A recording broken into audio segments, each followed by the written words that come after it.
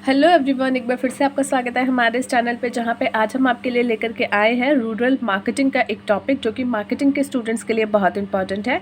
अगर एग्जाम के point of view से देखा जाए तो लॉन्ग क्वेश्चन बनने के चांसेस बहुत कम है, लेकिन 5 मार्क्स का एक शॉर्ट नोट लिखने के लिए आ सकता है या फिर ऑब्जेक्टिव टाइप ऑफ क्वेश्चन में इसको कवरअप किया जा सकता है। तो उस लिहाज से आप इसको तैयार कर सकते हैं।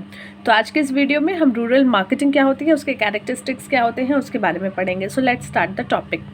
रूरल मार्केटिंग क्या होती है? देखिए, जब आप मार्केटिंग करते हो या कोई भी कंपनी मार्केटिंग करती है तो उसको अपने कई सारे जो कस्टमर्स हैं उनको टारगेट करना पड़ता है।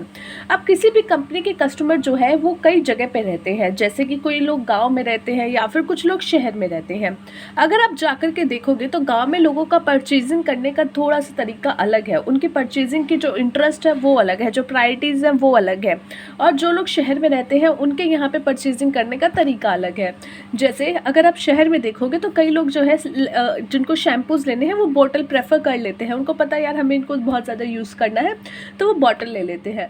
वहीं गांव में अगर आप जाकर के देखोगे तो वहाँ बहुत कम लोग ऐसे होंगे जो बॉटल्स लेते होंगे या बड़ी क्वांटिटी वाले जो है उसके प्रोडक्ट्स लेते होंगे। यूजुअली वहाँ पे सैशेज़ या फिर जो छोटे पैक्स होते हैं उनका प्रेफर ज़्यादा किया जाता है। तो इस नज़रिए से अगर एक मार्केटर देखे तो उसको ये पता चलेगा कि दोनों यानी कि रूरल एंड अर्बन में जो उनके कस्टमर्स है या फिर जो प्रोस्पेक्टिव कस्टमर है या जो भी कंज्यूमर्स अवेलेबल हैं उनके जो है चीज़ों को ख़रीदने का तरीका अलग है, उनके प्रेफरेंस अलग है और उनका बाइंग मोटिव्स भी बहुत अलग है। तो इसीलिए जो उनके रूरल में रहने वाले लोग हैं यानी कि गांव की जगह में जो उनके कंज्यूमर्स रह रहे हैं उनको जो है अगर वो टारगेट करना चाहते हैं तो उनको थोड़ा सा जो है अपनी मार्केटिंग में चेंज लाना पड़ेगा और अपनी मार्केटिंग में थोड़ा सा बदलाव ला करके उनको टारगेट किया जा सकता है। सो रूरल मार्केटिंग क्या है? एक 2 वे मार्केटिंग प्रोसेस है जहाँ पे मार्केटिंग की जाती है प्रोडक्ट्स की, जो कि किस में अर्बन टू रूरल एरिया में जाते हैं, क्योंकि अर्बन एरिया में ही ज़्यादा जो है इनके स्टोर्स होते हैं, फैक्ट्रीज़ होती हैं, जहाँ से जो है गांव के एरियाज़ में वो प्रोडक्ट्स जाते हैं। तो यहाँ पे क्या है, मार्केटिंग ऑफ प्रोडक्ट जो है, मार्केटिंग जो है ऑफ प्रोडक्ट की वो क्या हो रही है, फ्लो हो रही है। कहाँ से? अर्बन टू रूरल एरिया में, अर्बन एरिया से रूरल एरिया में वो जो है प्रोडक्ट की मार्केटिंग फ्लो हो रही है। And the product which flow from rural to urban area, और कुछ ऐसे जो है ऐसे कई सारे प्रोडक्ट हैं जो कि क्या होते हैं, रूरल से अर्बन एरियाज़ में जाते हैं, यानी कि गाँव से भी जो है एक अर्बन एरियाज़ में जाते हैं। It also covers the marketing activity in the rural area. साथ ही साथ इसमें क्या कवर किया गया है, मार्केटिंग एक्टिविटी जो कि रूरल एरिया में की जाती है। तो ध्यान से देखिए, रूरल मार्केटिंग क्या है, 2 वे प्रोसेस है। कैसे 2 वे प्रोसेस है? क्योंकि यहाँ पे marketing of product which flow from urban to rural भी होता है और साथ ही साथ क्या है, रूरल टू अर्बन एरियाज भी जो है प्रोडक्ट जो आपके फ्लो हो रहे हैं उसके बारे में भी डिस्कस किया जाता है। ऑल्सो यहाँ पे कुछ चीज़ें कवर की जाती है, जैसे मार्केटिंग एक्टिविटीज़ जो कि रूरल एरिया में कैसे मार्केटिंग एक्टिविटीज़ करनी है उसके बारे में। Characteristics: vast size. The size of rural market is in India is very huge and really huge. It has a population of more than 700 millions. देखिए, जब हम रूरल की बात करते हैं तो आज भी इस समय भी जो है हमारे गांव जो एरियाज़ हैं, गांव वाले जो एरिया है वहाँ पे बहुत सारी पॉपुलेशन रहती है। वहाँ की जो पॉपुलेशन अगर आप उसको कलेक्ट करोगे तो वो बहुत ज़्यादा है, तकरीबन 700 मिलियन के आसपास वो चली जाएगी या उससे भी ज़्यादा।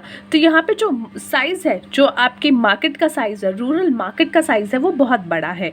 और यहाँ पे एक बड़ी साइज़ होने के कारण एक बड़ी अपॉर्चुनिटी होती है मार्केटर्स के लिए कि वो यहाँ पे अगर ठीक तरीके से मार्केटिंग करें तो अपने प्रोडक्ट को एक अच्छी पहचान दिला सकते हैं। So vast size.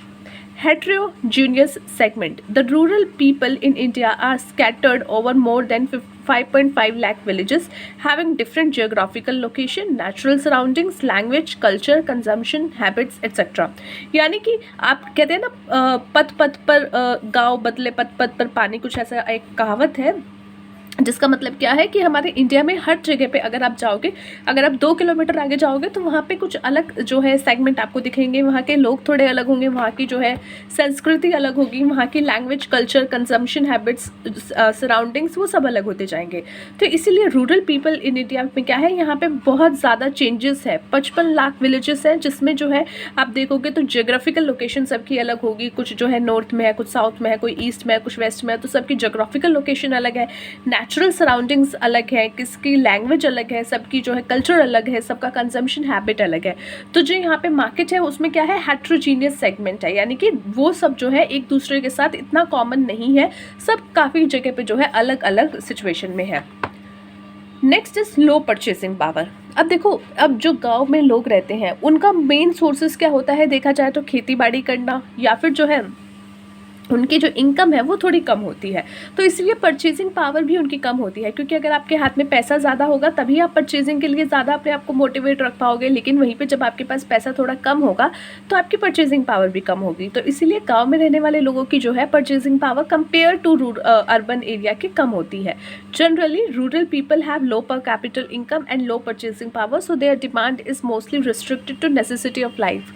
अब जब आपके पास पैसा कम है तो आप सबसे पहले क्या खरीदोगे, वो चीज़ें जो आपके जीवन यापन के लिए बहुत आवश्यक है, जैसे कि नेसेसिटी ऑफ लाइफ के लिए जो चीज़ें आपके लिए इंपॉर्टेंट है, आप पहले उनको खरीदोगे कंपेयर टू, ना कि उनको जो कि आपको अभी जो है थोड़ा सा एक नेसेसिटी की ना हो करके थोड़ा सा जो है इंजॉय लाइफ के लिए चाहिए होती है, वो नहीं, आप नेसेसिटी की चीज़ें खरीदोगे, रोटी कपड़ा मकान को पहले प्रेफर करोगे, उसके बाद जो है बाइक वगैरह या कुछ ऐसी चीज़ें जो कि आपके लिए जो है नेसेसिटी से आगे है।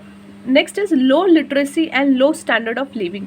अब रूरल एरिया में लिटरेसी लेवल थोड़ा सा जो है कम होता है कंपेयर टू अर्बन के, और वहाँ के जो स्टैंडर्ड ऑफ लिविंग है वो भी थोड़ा सा डाउन होता है। The standard of living is also low in rural area, therefore the demand for goods which can enhance the standard of living is very low. और इसीलिए जो है वहाँ पे जो प्रोडक्ट आपका स्टैंडर्ड ऑफ लिविंग एनहेंस करता है वो भी कम होता है। क्यों? क्योंकि भाई वहाँ पे जब परचेजिंग पावर कम है तो वो सबसे पहले क्या करेंगे, नेसेसिटी की चीज़ें खरीदेंगे, उसके बाद ही तो स्टैंडर्ड ऑफ लिविंग को बढ़ाने की कोशिश करेंगे। लेकिन वहाँ की पर कैपिटा इनकम इतनी जो है कम होती है कि वो अपनी नेसेसिटी को कंप्लीट करते हैं एंड जो बचता है उसको सेव करके चलते हैं। तो इसकी सिचुएशन में जो है स्टैंडर्ड ऑफ लिविंग उनका थोड़ा सा लो रहता है। Next is diversity. Rural people are diverse in term of social culture, economic culture and जो है आपका लिजिस्टिकल फैक्टर, यानी कि जो आपके रूरल एरिया में लोग रहते हैं वो क्या होते हैं, वो डाइवर्सिफाई होती है, उनकी जो है वो डाइवर्सिफाई किस टर्म्स में होते हैं, एक दूसरे से कि सोशल कल्चर अलग है, इकोनॉमिक कल्चर अलग है, उनका लिजिस्टिक फैक्टर अलग है। Traditional outlook. रूरल पीपल क्या करते हैं, वो अपने ओल्ड कस्टम जो पहले चलते आ रहे हैं, रिवाज चलते आ रहे हैं, उस पर ज़्यादा जो है ध्यान रखते हैं, उनके ट्रेडिशंस पर ध्यान रखते हैं, उनका इंटरेस्ट उस जगह पे ज़्यादा होता है और इसीलिए वो ऐसे ही प्रोडक्ट्स खरीदते हैं। Rural people value old customer and traditions and are interested in deriving care benefits from the product. जैसे कि अगर आप अभी भी गांव में जाओगे, अब हम जैसे मार्केट में गए, हमें पता चला कोई न्यू प्रोडक्ट आया है तो दुकानदार हमें चेपने की कोशिश करता है, हम चिपके लेके आ भी जाते हैं यूजुअली। अगर देखा जाए तो बहुत कम ऐसा होता है कि नहीं हम वही पुराना ब्रांड लेकर के आए।